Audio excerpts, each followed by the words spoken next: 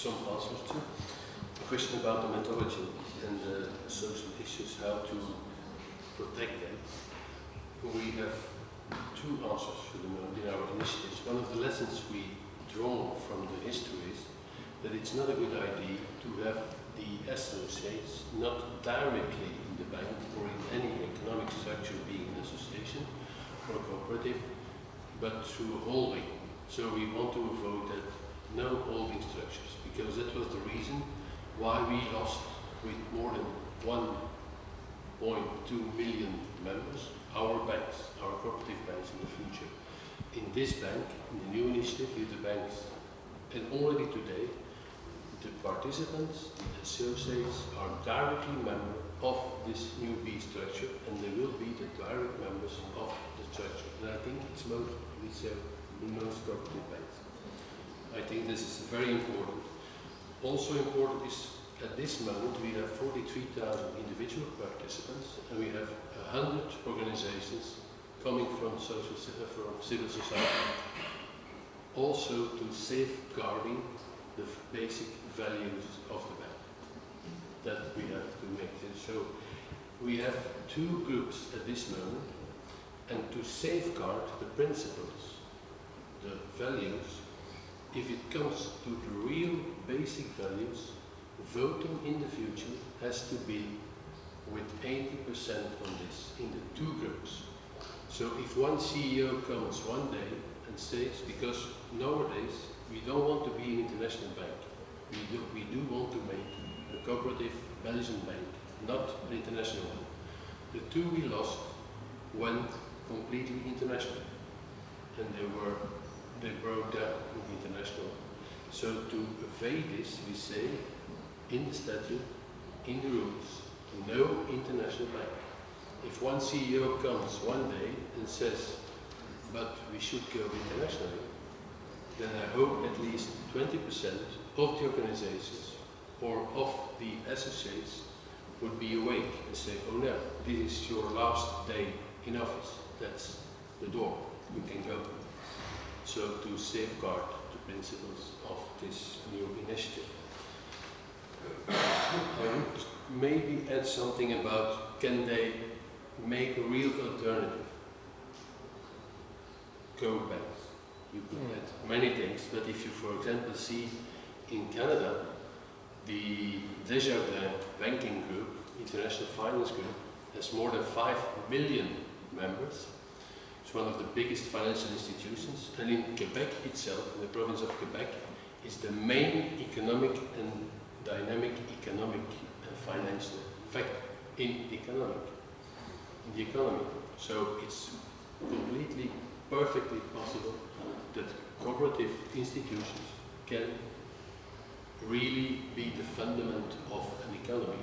If you look to some states in the United States, I think it's Minnesota, 70% of economy is being made by cooperatives and being financed primarily through their cooperative savings banks. So it's perfectly possible.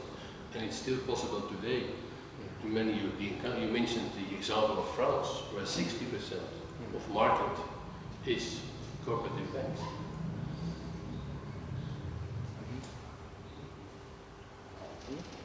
Well, I can possibly add a bit to some of the issues that were raised about the specific methodology. Well, particularly when you represent so many different cooperative organizations, it's very difficult to give a general answer. After all, every cooperative is an individual entity that has to decide about to whom it wants to assess loans. I suppose most of the initiatives that we have are very locally driven.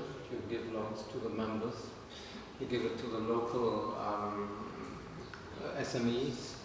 I don't think there are certainly, we have also some member banks who have very high ethical standards that also take that into consideration. But that depends, you cannot say that that is a general tendency. It is possible that the members are normally, our banks are normally focused on private households and SMEs, that's what, and farmers, that's what their business is. The membership, that you have a member customer is inducing also that a little bit, but I think in many cases that you will not have a specific methodology, which doesn't exist, that some members of our member are very keen on CSR, are very ambitious in that area. We have efforts also now to verify how the cooperative mission has been performed. Particularly our Italian member is now coming forward to evaluate the cooperative performance. There are quite some ambitious initiatives in that respect.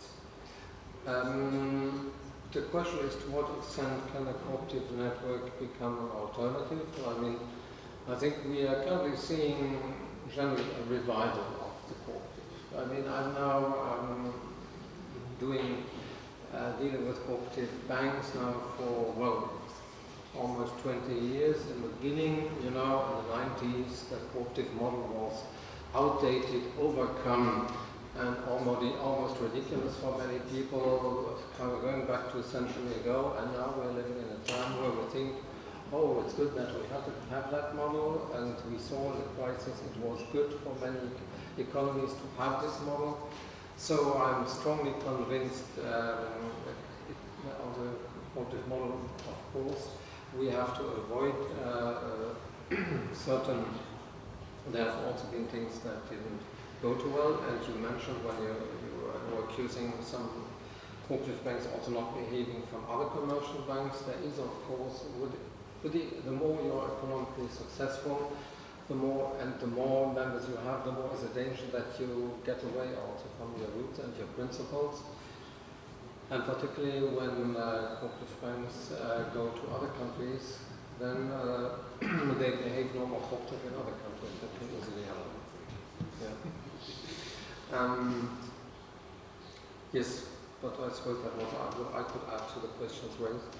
Ethical bank give money, prefer not to the single people but to the group. And we have the economic valuation and the social valuation. Only with the same, it's okay, we give money. In always. If we give money to a single person, it's in a project of microcredit, but there is the person and the group that work with the person, because we think if the money is one part of the problem, we can give the money, but the community and the society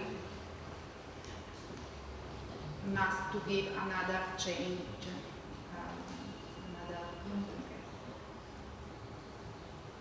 But we have two criteria of evaluation of everything.